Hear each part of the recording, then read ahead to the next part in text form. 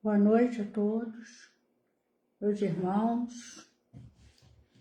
Estamos aqui reunidos para mais um sábado, às 20 horas, refletirmos sobre as lições de Jesus, a vinda de Jesus à Terra, suas lições, todos os ensinamentos, todos os seus exemplos, porque nós não podemos nos afastar dos ensinos de Jesus, porque Ele é que foi enviado pelo Pai para nos orientar, para nos dar todas as lições, todas as indicações, as direções, com o seu próprio exemplo. E nós sabemos disso, que Ele se declarou o caminho, a verdade e a vida, e que ninguém chegaria ao Pai senão através dele.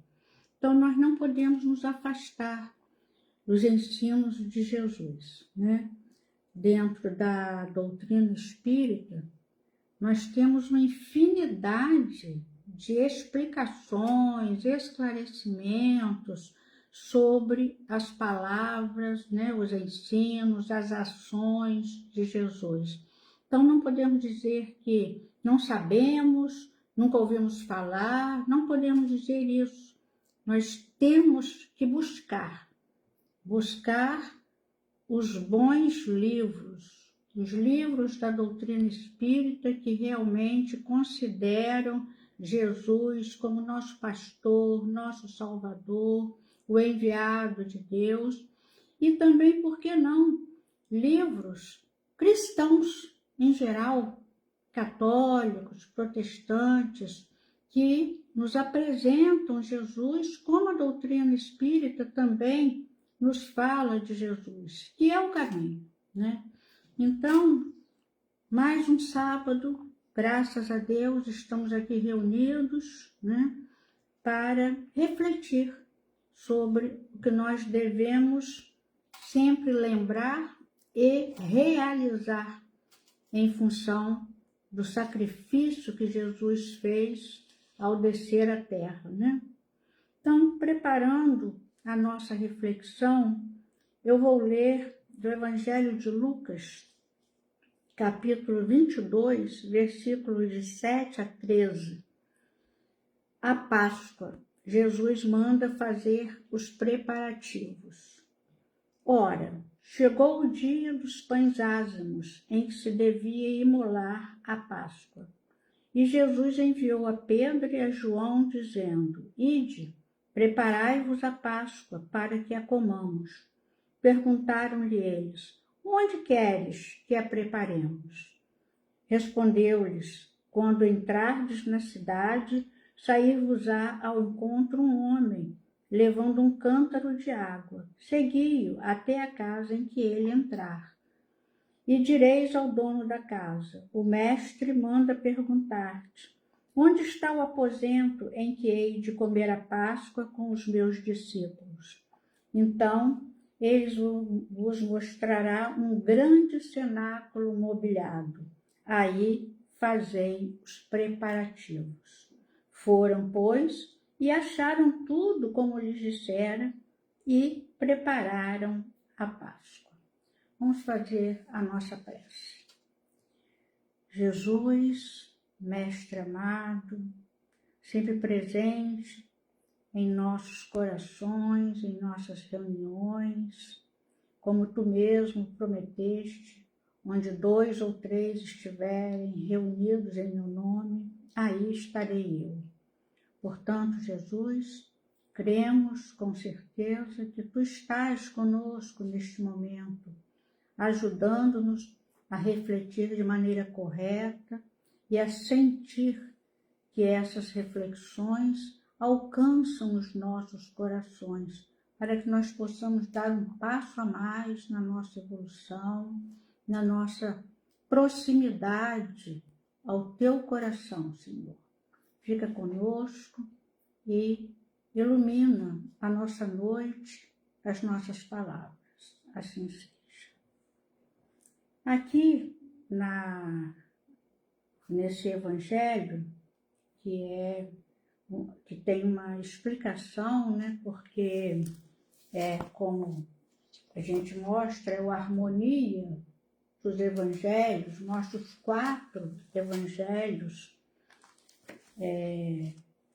com a mesma situação, cada um narrando do seu jeito. Existem explicações, às vezes, ao lado do trecho, né? E esse tem uma explicação. A Páscoa, propriamente dita, celebra-se no dia 15 do mês judaico chamado Nisan, que a gente até entende como sendo o mês de abril. E os preparativos são feitos na véspera, isto é, no dia 14 do mesmo mês. Urge notar que o dia judaico começa com o pôr do sol do dia solar anterior. Daí se vê que o dia 15 de Nisan, em que Jesus celebrou a Páscoa, começou ao pôr do sol da quinta-feira. Então, nós vamos ver que Jesus enviou, né, esses discípulos e comeu essa Páscoa, como ele mesmo fala, tenho desejado ardentemente comer convosco esta Páscoa antes da minha paixão, foi exatamente na quinta, né? Na quinta-feira, e logo após essa ceia, né? Onde acontece o lava-pés dos discípulos e tal, logo após essa ceia, Jesus foi preso, né? Pelos soldados, levado, né? E na sexta-feira de manhã ele foi crucificado, né? E nós podemos estar nos perguntando, né? Porque Mateus narra que o cenáculo, este cenáculo, né? Preparado para que Jesus fosse comer a Páscoa com os seus discípulos, estava mobiliado e pronto. Mobiliado e pronto. É importante que a gente se lembre disso, né? E aí nós nos perguntamos, né?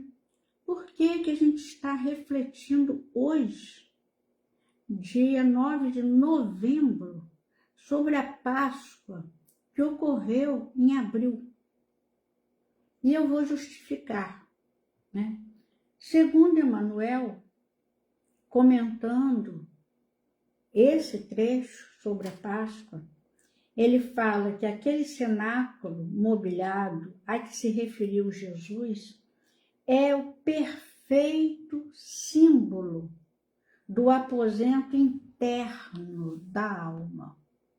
É perfeito símbolo do aposento interno da alma. A face da natureza que oferece lições valiosas em todos os planos de atividade, observemos que o homem aguarda cada dia, renovando sempre as disposições do lar. Aqui varrem-se detritos, acolá ornamentam-se paredes. Os móveis, quase sempre os mesmos, passam por processos de limpeza diária. O homem consciencioso reconhecerá que a maioria das ações na experiência física encerra-se em preparação incessante para a vida com que será defrontado além da morte do corpo. Se isto ocorre com a feição material da vida terrena, que não dizer do esforço propriamente espiritual para o caminho eterno?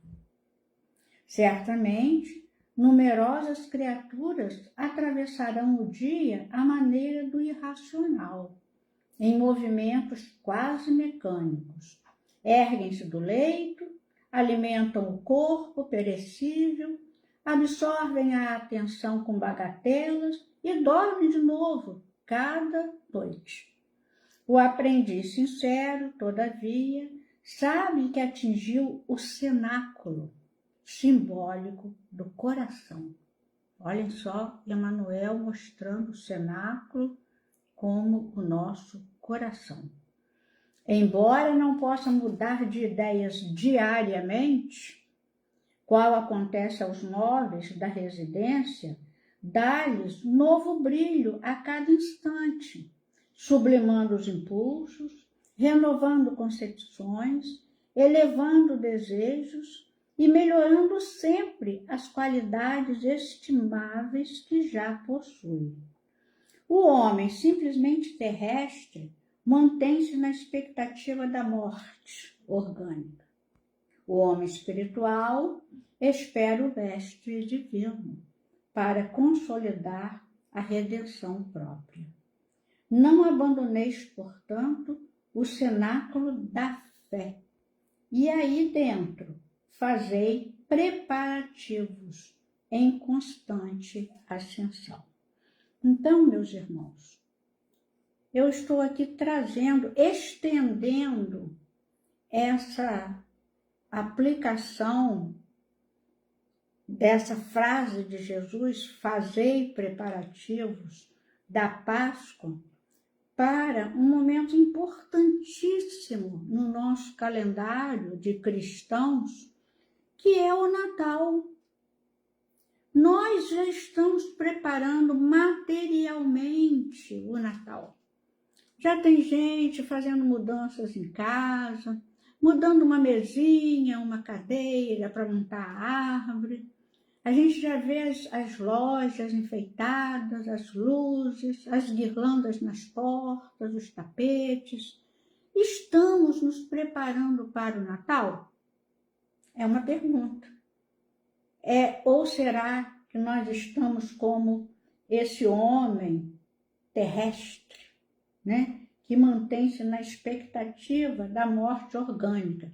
Ah, será que esse vai ser meu último Natal? Como estarei no próximo Natal?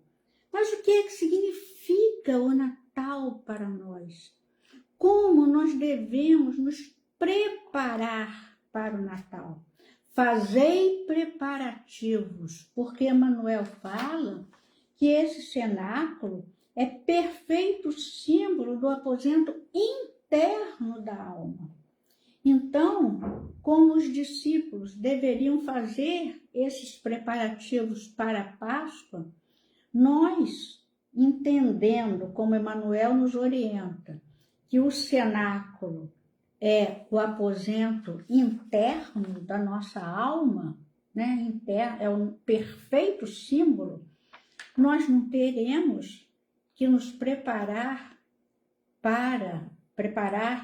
como o homem espiritual e não como o homem terrestre que fica limpando os móveis e varrendo a casa e esperando a morte. Nós devemos preparar o nosso cenáculo. E o que é o nosso cenáculo da alma? É o nosso coração. Preparar para a vinda de Jesus.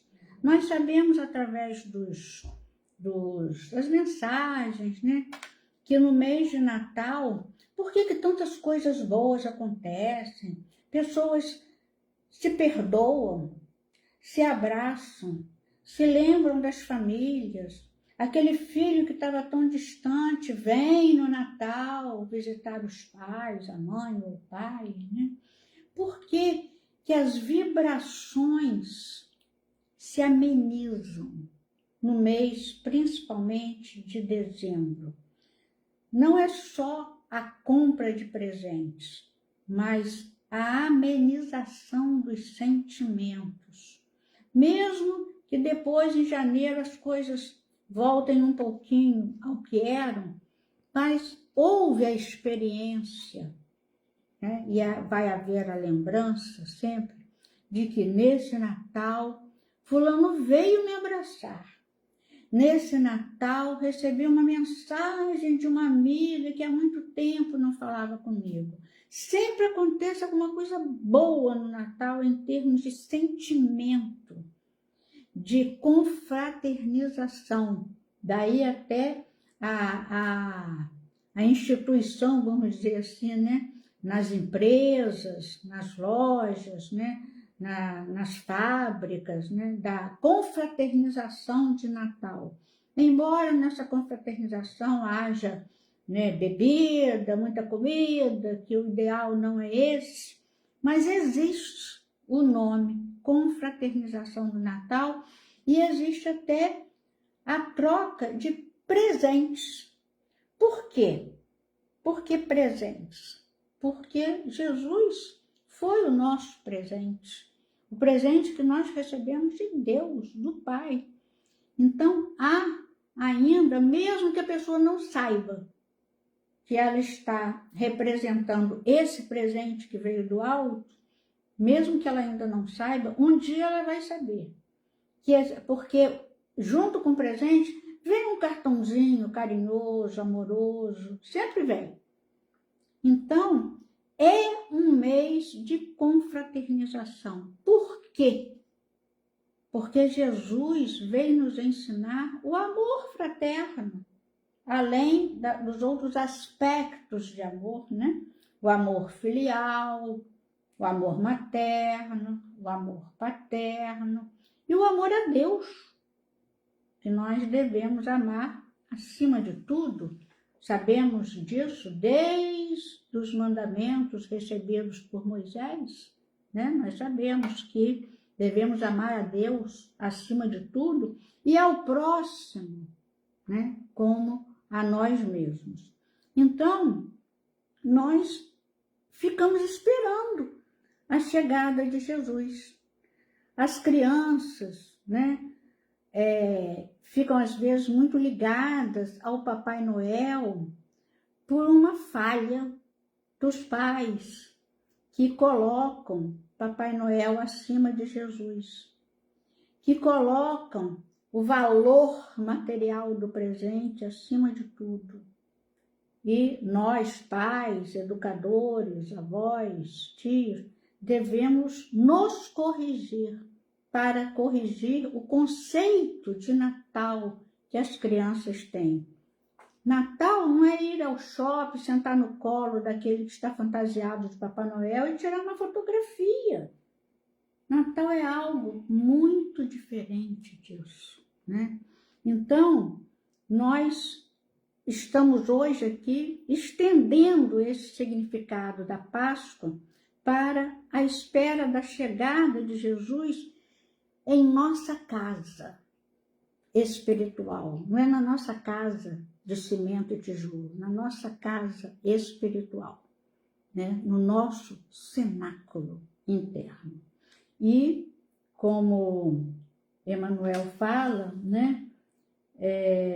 Renovando, nossa casa deve estar limpa, como ele fala aqui, renovando concepções, elevando desejos, porque deve ser simples, elevando desejos, e perfumada, melhorando sempre as qualidades estimáveis que já possui. Aí eu fiquei, quando eu reli esse texto, eu fiquei me lembrando da manjedoura de Jesus.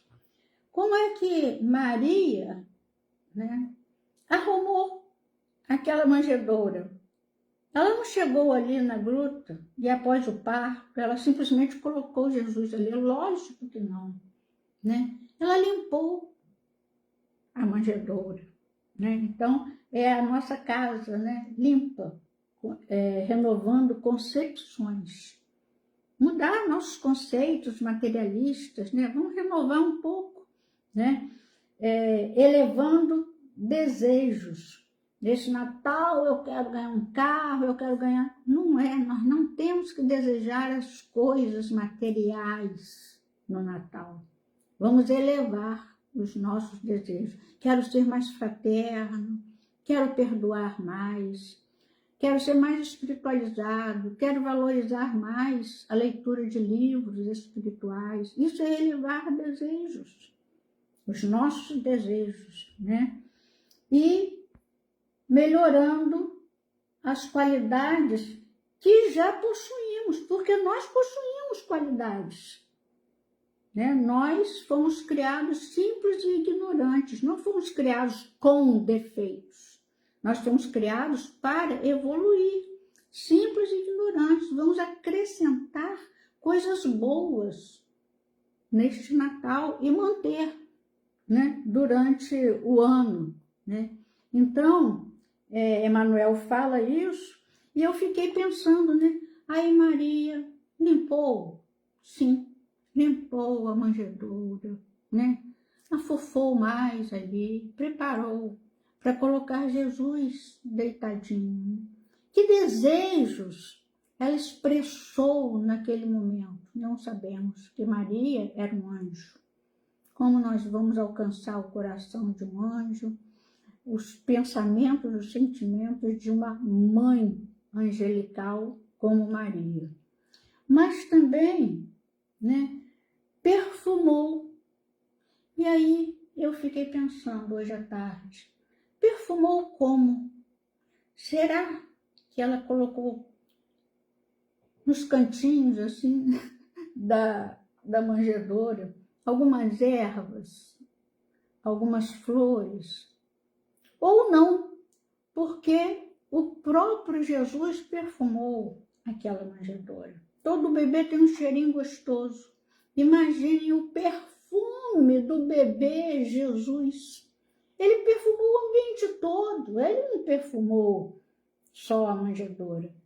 Então, na hora em que ele foi colocado naquela manjedoura, deve ter exalado um perfume espiritual indescritível, porque narram alguns autores que aquela caverna, né, aquele lugar,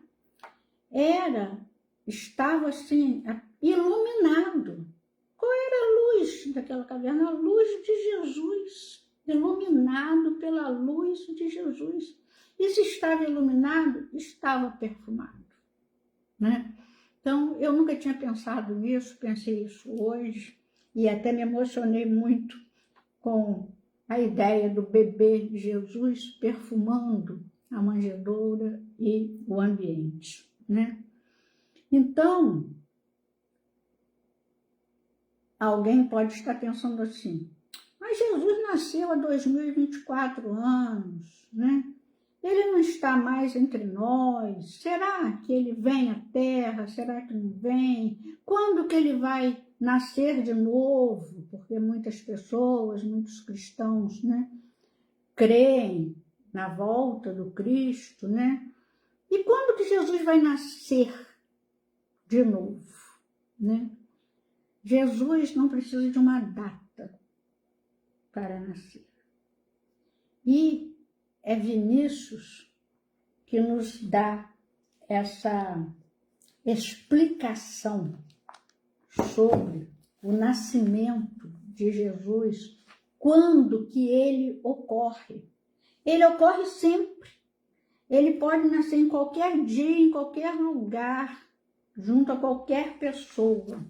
Existe um texto de Vinícius no livro Em Torno do Mestre que é assim maravilhoso. Título: Cristo nasceu onde? Quando? A prerrogativa de unigênito do Pai, Jesus a torna extensiva a todos os que de boa vontade o receberem. E assim se opera o seu natalício no coração do pecador. Olha aí o nosso cenáculo. Vamos preparar o nosso cenáculo para que Jesus nasça nele, para que Jesus esteja com ele. Vamos limpar, mobiliar e deixar pronto para a chegada de Jesus. O menino que Maria enfaixou, deitando em seguida numa manjedoura, é a figura desse Jesus, que é força e poder, é vida e verdade, atuando no interior do homem. Invoquemos, em abono de nossa asserção, o testemunho de algumas personagens que figuram na esfera cristã como astros de primeira grandeza. Perguntemos a Paulo, onde e quando Jesus nasceu? Ele nos dirá, foi na estrada de Damasco, quando eu, então, intolerante e fanatizado por uma causa inglória, me vi envolvido na sua divina luz. Dali por diante, já não sou eu mais quem vive, mas o Cristo é que vive em mim. Indaguemos a Madalena, Onde e quando nasceu Jesus? Ela nos informará. Jesus nasceu em Betânia. Certa vez em que sua voz, ungida de pureza e santidade, despertou em mim a sensação de uma vida nova, com a qual até então jamais sonhara. Ouçamos o depoimento de Pedro sobre a natividade do Senhor, e ele assim se pronunciará. Jesus nasceu no átrio do Palácio de Pilatos, no momento em que o galo, cantando pela terceira vez, acordou minha consciência para a verdadeira vida. Daí por diante, nunca mais vacilei diante dos potentados do século, quando me era dado defender a justiça e proclamar a verdade, pois a força e o poder do Cristo constituíram elementos integrantes do meu próprio ser. Chamemos à baila João, o evangelista, e peçamos nos diga o que sabe acerca do Natal do Messias. E ele nos dirá: Jesus nasceu no dia em que meu entendimento, iluminado pela sua divina graça, me fez saber que Deus é amor. Dirijamo-nos a Zaqueu, o publicano, e eis o seu testemunho. Jesus nasceu em Jericó, numa esplêndida manhã de sol, quando eu, ansioso por conhecê-lo, subi numa árvore à beira do caminho por onde ele passava, contentando-me com ver de longe. Eis que ele, amorável e bom, acena-me dizendo: Zaqueu, desce, importa que me hospede contigo. Naquele dia entrou a salvação no meu lar. Interpelemos Tomé, o incrédulo. Quando e onde nasceu o Mestre? Ele, por certo, retrucará. Jesus nasceu em Jerusalém, naquele dia memorável e inesquecível em que me foi dado testificar que a morte não tinha poder sobre o Filho de Deus. Só então compreendi o sentido de suas palavras. Eu sou o caminho, a verdade e a vida. Apelemos finalmente para Dimas, o bom ladrão. Onde e quando Jesus nasceu? Ele nos informará. Jesus nasceu no topo do Calvário, precisamente quando a cegueira e a maldade humanas supunham aniquilá-lo para sempre. Dali, ele me dirigiu um olhar repassado de piedade e de ternura, que me fez esquecer todas as misérias deste mundo e antegozar as delícias do paraíso. Desde logo, senti-o em mim e eu nele. Tal foi o testemunho do passado, tal é o testemunho do presente, dado por todos os corações, que deixando de ser quais hospedarias de Belém, onde não havia lugar para o nascimento de Jesus, se transformaram pela humildade naquela manjedoura, que o amor engenhoso da mais pura e santa de todas as mães converteu no berço do Redentor do mundo. Olhem que texto, meus irmãos. Olhem que penetração do sentido do nascimento do Cristo. Jesus não nasceu há 2024 anos. Ele veio à Terra como um bebê naquele dia, mas ele continua vindo à Terra. A terra que ele construiu, ele recebeu de Deus, como narra Emmanuel, né? Aquele bloco informe que ele preparou para a nossa morada. Então, ele vem sempre. E mais ainda, o sentiremos quando nosso cenáculo estiver mobiliado e pronto para recebê-lo, e não como as hospedarias. Que oportunidade perdida, né? Desse hospedeiro de Belém, né? Das pessoas que comandavam ali, principalmente o dono da hospedaria, de receber Jesus vindo à terra. Perdeu uma grande oportunidade, né? E aí, para ilustrar essa hospedaria, né, que não apresentaram lugar, eu trouxe de Luiz Alberto Mussa Tavares, nesse livro abençoado, maravilhoso, em versos, intitulado Aconteceu em Belém, que é a história do nascimento de Jesus, desde a palavra dos profetas até a volta do Egito para a Galiléia, contada em versos, episódio por episódio, momento por momento. Então, Luiz Alberto, na cena 2, narra: estando cheia a cidade por conta do censo, não havia lugar para eles na hospedaria. Chegar até Belém foi, entretanto, apenas a primeira etapa vencida. Foram vários dias de uma longa caminhada, às vezes silenciosas horas, outras vezes conversas sobre o que haviam vivenciado até ali, quer dizer, Jesus e Maria. Buscam guarida e repouso em uma casa e outra, mas não havia lugar para eles. Tentam e insistem, sem nada conseguir. Procuram algum repouso, mas da mesma forma não havia lugar ali. Cidade cheia, lugar nenhum. A hora se aproximava e as contrações tornavam-se mais fortes e mais frequentes. Maria estava tensa e precisava descansar seu corpo dolorido da viagem. José tentava o que podia. Um lugar para minha esposa prestes a dar à luz, José dizia. Mas era só uma resposta que ele ouvia. Não havia lugar para eles na hospedaria. Muito tarde é que se vê que não se deu o que se tinha. Muito tarde é que se vê que não se amou o bastante. Sem anjos anunciando a sua chegada, nenhuma estrela no céu para me dizer, sem magos, sem pastores pela estrada, sem nada disso para me convencer, um homem, uma mulher embarrigada, nada que me deixasse perceber. Tomei por gente comum, necessitada, como é que eu ia reconhecer? Se música tocasse, acompanhada de sinos, risos, anjos, mas que nada, somente um bebê prestes a nascer. Havia sim lugar na minha pousada, mas acredite, vaga reservada. Como é que eu ia saber? Muito tarde se percebe que se desprezou a chance, que não se fez o que pôde, que não se seguiu adiante.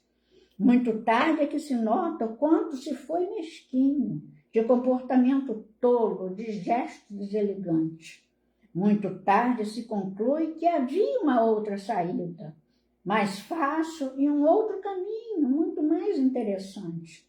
Muito tarde se confessa a culpa desnecessária, o choro feito dos erros, o remorso castigante. Muito tarde se avalia a palavra inoportuna, o gesto destemperado, a atitude ignorante. Muito tarde. A letra fora de hora, o verbo fora do tempo, o efeito desconcertante. Muito tarde é que se sente que não se amou o suficiente. Muito tarde é que se vê que não se amou bastante. Esse poema de Luizinho mostra que nós temos sido o dono da hospedaria, que com certeza muito se arrependeu, se não ainda aqui no plano material, mas depois, quando ele viu que ele negou, como o Luizinho aqui sugere, né, o que se tinha. Então ele tinha, né? Perguntamos, será que tinha uma vaga, mas estava reservada? Para quem? Para os mais importantes, né?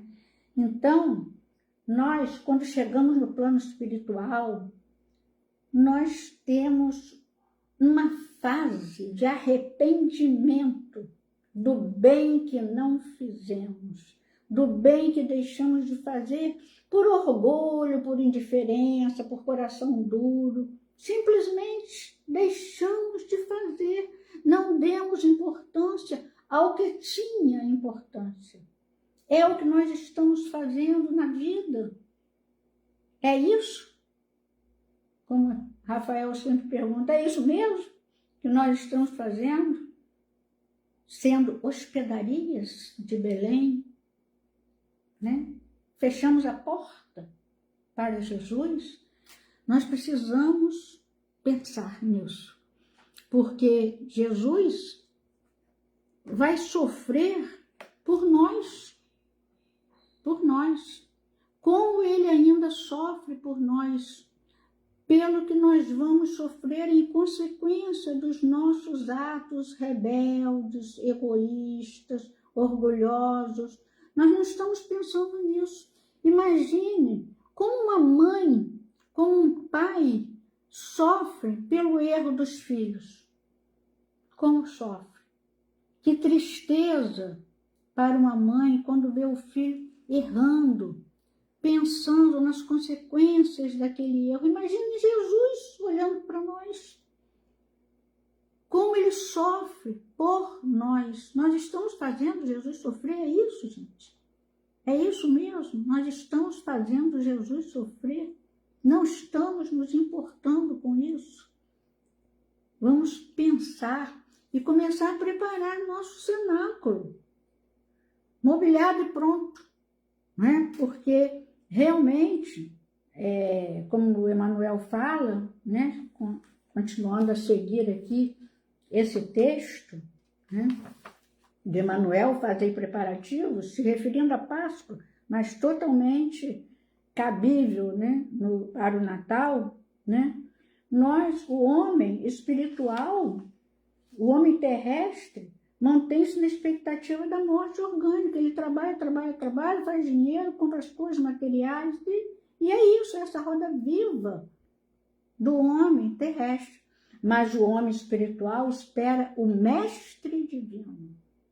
Ele trabalha também, porque tem que trabalhar, né? Ganharás o teu pão com o suor do teu rosto, mas para consolidar a redenção própria. Fazer um trabalho honesto e não um trabalho corrupto, um trabalho verdadeiro, que, dentro do possível, não cause o bem só à sua família, mas a outras pessoas. Olha que maravilha! Como é bom, como disse Kardec, né? Fora da caridade não há salvação. Como é bom fazer caridade material, moral. Como é bom. Como é bom aquele professor que não retém o seu conhecimento, porque não quer dar o pulo do gato para o aluno. Como é bom esclarecer para os alunos. Que profissão importante é o magistério, é o professor, que tem que esclarecer, ensinar o máximo que ele puder.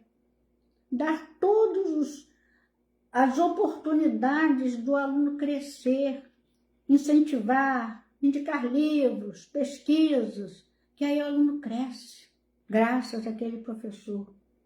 Como é bom aquele médico esclarecer para o seu paciente e não esconder, e não relegar, não vou dizer tudo não, porque senão ele não vai voltar aqui, né?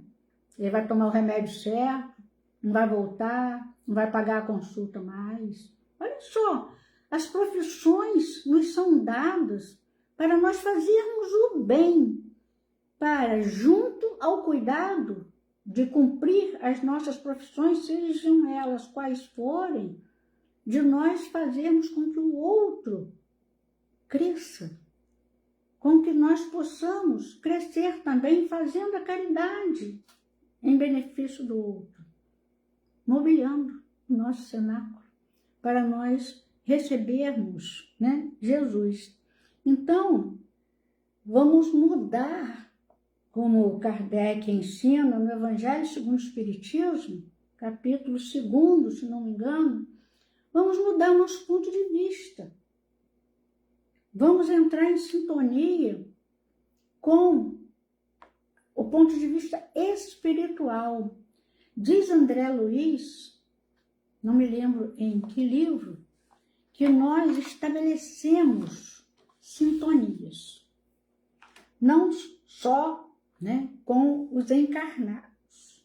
É lógico que os grupos, né, se reúnem de acordo com as identificações, mas nós não estabelecemos sintonia só com os encarnados. Nós estabelecemos sintonia com os desencarnados. Como? De acordo com os nossos pensamentos e nossos sentimentos e nossas intenções. Então, se nós temos boas intenções, bons sentimentos, bons pensamentos, a nossa sintonia vai estar com que tipo de espírito desencarnado? Não estou falando nem os encarnados, que aí é visível a situação. Estou falando com os desencarnados, com os bons espíritos, que vão nos ajudar nas nossas intenções, nos nossos sentimentos, vão colaborar com o nosso crescimento espiritual. Mas, se nós sentimos raiva, inveja, queremos o mal de fulano, de cicrano, quem que nós atraímos para perto de nós? Por isso nos sentimos mal. Porque é aquela história, né? O escorpião carrega o próprio veneno. O veneno do escorpião está dentro dele. Então, o ódio, o orgulho, a inveja, a mentira, estão dentro de nós. E aí, quem que nós atraímos? Aqueles espíritos que sentem exatamente as mesmas coisas. É a nossa sintonia. Vamos procurar estabelecer, não com medo nem nada, mas os espíritos, há espíritos que se comprazem no mal, encarnados e desencarnados. Então, se eu sou um espírito que sinto prazer em destruir o outro, em fazer mal ao outro, eu estarei trabalhando, entre aspas, né? Porque trabalho é toda ocupação útil, dizem os espíritos no livro dos espíritos, mas trabalhando, entre aspas, né? Para aumentar isso em mim através da chegada de espíritos iguais a mim. Só não são iguais na aparência, porque eu tenho um corpo de carne e eles não têm. Mas o sentimento é o mesmo. Sentimento de raiva, de ódio, né? de preguiça.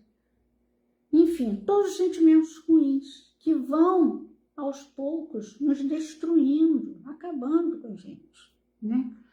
E isso atrapalha a nossa evolução, atrapalha a nossa caminhada.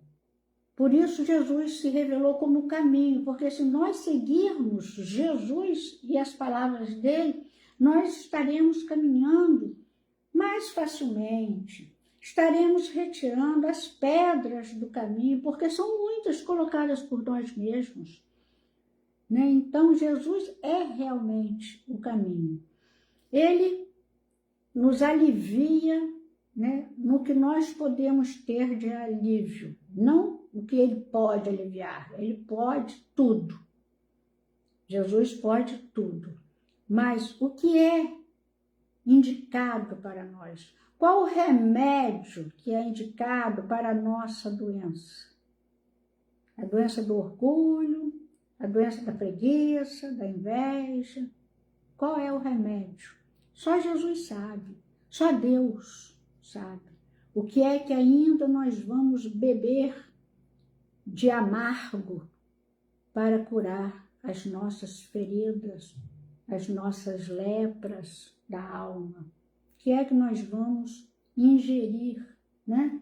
nas nossas encarnações? É muito sério isso, porque enquanto nós estivermos na treva, enquanto nós estivermos na ausência de luz, nós estaremos nos afastando de Jesus, porque houve, como o Emmanuel fala, que quando Jesus veio, né, houve uma comunhão direta do céu com a terra. Olha só, uma comunhão direta do céu com a terra. E nós vemos narrado em Lucas, né, que os pastores foram cercados por um resplendor. Não é uma luzinha, não, é um resplendor. E eu me lembrei também de um hino composto pelo professor Medeiros, que quando ele fala assim: na quietude da noite constelada, uma estrela no céu resplandeceu. Não é uma estrela no céu apareceu, uma estrela no céu resplandeceu. E Lucas narra, e a glória do Senhor os cercou de resplendor. Não é uma luz qualquer. Imaginem o clarão, né? No livro Lucas, o médico de homens e de almas, de Taylor Caldwell, ele não conheceu Jesus pessoalmente, mas ele ainda menino, ele estava sentado ao ar livre e ele viu na noite da chegada de Jesus à Terra uma estrela resplandecente. Ela narra isso. Esse livro foi redigido, foi escrito em 48 anos. Quanta pesquisa, né, dela. E é fácil de acreditar nisso. Tudo mudou a partir da luz de Jesus na terra. Só que Emmanuel fala que quando Jesus chegou à terra, houve uma recepção, vamos dizer assim, das trevas. Ele encontrou a treva. Ele é a luz, ele era a luz, foi o resplendor. Mas Emmanuel narra, tem a impressão que no Seara dos Médiuns, que quando Jesus chegou à Terra, eu não anotei aqui, quando Jesus chegou à Terra, ele encontrou a sombra. Olha só, ele era a luz e encontrou a sombra, embora fosse luz. E essa sombra era representada pela tirania, pela escravidão, pela crueldade, pela miséria e pela indiferença. Não é isso que a gente vivencia? Ainda estamos na treva. Olha só, tirania, escravidão, crueldade, miséria e indiferença. Não havia lugar para Jesus por causa dessa treva. Esse símbolo dessa hospedaria que não recebeu Jesus é a presença da escuridão, da treva. E segundo Emmanuel, o primeiro grande obsidiado que Jesus enfrentou na terra foi Herodes. Herodes, o grande, que em sua treva, quando soube que os magos não voltaram para dizer, né, onde estava aquele que nasceu, né, o rei dos judeus, ele queria saber, mentiu para eles, está narrado também em Lucas, né, que ele queria adorar aquele menino, mentira, e os magos foram orientados espiritualmente que não voltassem a Herodes, porque ele queria matar Jesus. Então, pela ambição de poder, pela tirania, por tudo isso que Emmanuel fala, eles voltaram por outro caminho. E quando Herodes descobriu que ele tinha sido enganado, né, pelos magos, o que ele fez foi algo assim, absurdamente cruel, inacreditável. Ele mandou matar todos os meninos abaixo de 2 anos, porque dentre eles, com certeza, nos arredores de Belém, né, porque ele nasceu em Belém, um dos seus visionários, né, disse que seria em Belém, segundo as profecias. Então ele matou todos os recém-nascidos, até aparece num filme, a gente não sabe se é verdade, que inicialmente ele tinha pensado nos recém-nascidos abaixo de 1 ano, mas depois ele parou, pensou, não, de 2 anos. Olha só, que crueldade! Então, todas as crianças abaixo de 2 anos, principalmente os meninos, eram arrancados dos braços de suas mães e mortos, porque dentre eles seria morto também Jesus. Só que José, na sua mediunidade onírica, a espiritualidade superior, Deus, nosso Pai, avisou a José, foge, apanha a criança e sua mãe e foge para o Egito e fica lá até eu avisar. E José obedeceu. Então, essa mediunidade de José, onírica, salvou Jesus várias vezes. O professor Clóvis Tavares, no seu livro altamente esclarecedor, intitulado Mediunidade dos Santos, ele fala que mediunidade existe. Várias pessoas, todos nós somos médiuns, mas existe a mediunidade santificada, não sei se é esse o termo, sublimada, né? E aquela que sofre um abastardamento. Então, existe a sublimação da mediunidade, o abastardamento da mediunidade. E José tinha a mediunidade sublimada. A gente sabe que vários médiuns, né, exercem o abastardamento da mediunidade, ganhando dinheiro. A gente vê até num dos romances de Emanuel, Célia Lúcius, 50 anos depois, a Plotina, que era um médium excelente.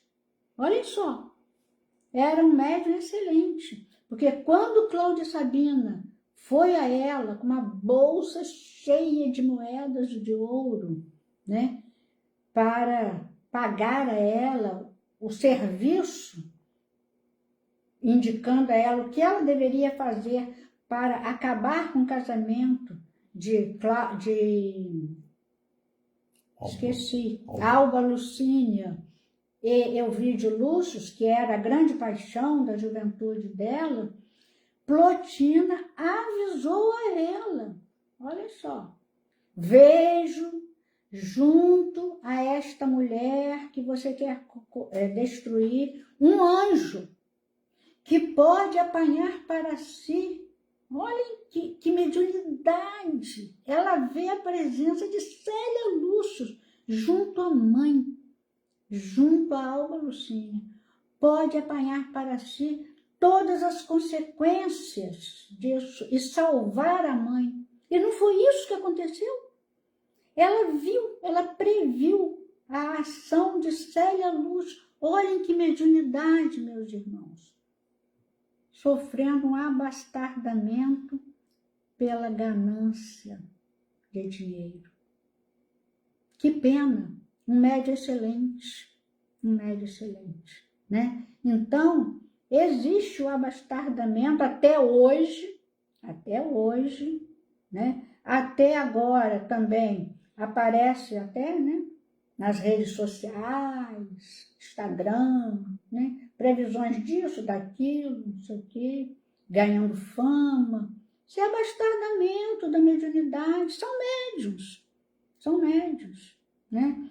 Médiuns que aceitam informações e pedem informações antes de orientar, de dar notícias dos entes queridos das pessoas. As pessoas têm que preencher uma fichinha de quando desencarnaram, como era o apelido, desencarnaram por quê, onde, quais as características da pessoa. Então, aquele parente que está desesperado, querendo saber como está o seu pai, sua mãe, sua avó, seu filho, inocentemente preenche aquela ficha. E aí o médium fala, né? contando quem encontrou, porque aí pede também sobrenome, né? Nomes das pessoas, dos parentes, aí fala com quem encontrou, tudo mentira, tudo mentira, mas aquilo é pago, aquilo é pago. Então, mediunidade é uma coisa perigosíssima, perigosíssima, porque como o professor Clóvis fala, existe o abastardamento e a sublimação. A mediunidade de José era 100% sublimada. Mas também, quem era José, né? Que espírito que veio com essa função de receber Jesus como filho aqui na Terra, né? Então, Herodes comete esse crime hediondo, né? E concluindo, lembrando a chegada de Jesus, o que houve de luz, não só entre os pastores, mas de luz chegando à terra, o cântico dos anjos que os pastores ouviram com um roteiro, né? um programa de ação, né? Serviço de boa vontade entre os homens. Então, uma mensagem de fraternidade que os anjos cantaram para as pessoas, né? Para os pastores. E os pastores creram, narra Lucas, é lindíssimo aquela narrativa no Evangelho, né? E eles creram e foram divulgar, vamos já até Belém, ver isto que aconteceu. Eles tinham certeza que tinha acontecido e realmente divulgaram a sua palavra, como vários passaram a crer enquanto Jesus estava na terra, né? A própria mulher samaritana que divulgou, né?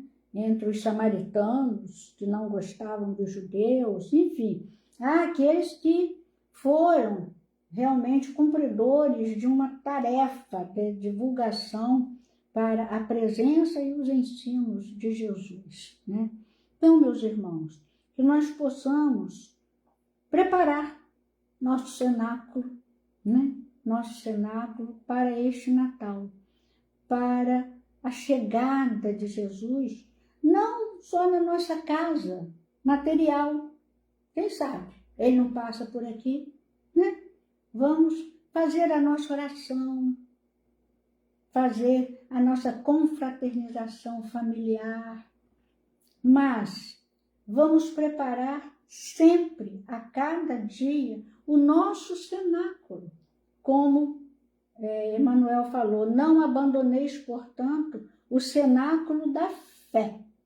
E aí dentro, fazei preparativos em constante ascensão. Vamos estar em constante ascensão. Vamos crescer para que possamos cada vez mais entrar em contato com os bons espíritos, os missionários de Jesus, encarnados e desencarnados. Vamos estabelecer a nossa sintonia com o bem e vamos nos afastar do mal, tudo que é mal. Vamos estabelecer a nossa sintonia. Vamos fazer nossos preparativos. Não é pecado enfeitar a casa, né? Colocar luz, porque essa luz também é um símbolo, né? Na hora que nós colocamos as redinhas iluminadas, né? A luz na árvore, a árvore é um símbolo da vida. Então, tudo isso é simbólico, mas vamos fazer isso sabendo o que nós estamos fazendo e com o sentimento. Vamos armar nossa árvore? Sim, mas vamos reunir a família também para armar a árvore. Vamos colaborar, vamos fazer comentários, né? O que significa. Que coisa boa vai ser isso. Que bom Natal nós vamos passar se nós nos prepararmos espiritualmente. Então, que Jesus nos abençoe, nos fortaleça para que nós tenhamos perseverança, fé, firmeza, força, para não desistir da preparação do nosso cenáculo. Vamos orar. Agradecemos, Senhor, a bênção desta hora, em que, antecipadamente, no mês de novembro ainda, começamos a elaborar, dentro dos nossos limites, das nossas possibilidades, a preparação da nossa casa espiritual para honrar teu sacrifício, Senhor, a tua vinda à terra, agradecer. Que nosso sentimento seja de gratidão, sempre, eterna, de gratidão para o teu coração misericordioso, para o Pai, Deus, nosso Pai, que enviou o seu Filho unigênito para nos salvar, para nos guiar, para nos ensinar o caminho. Despede-nos, Senhor, na tua doce e santa paz. Assim seja.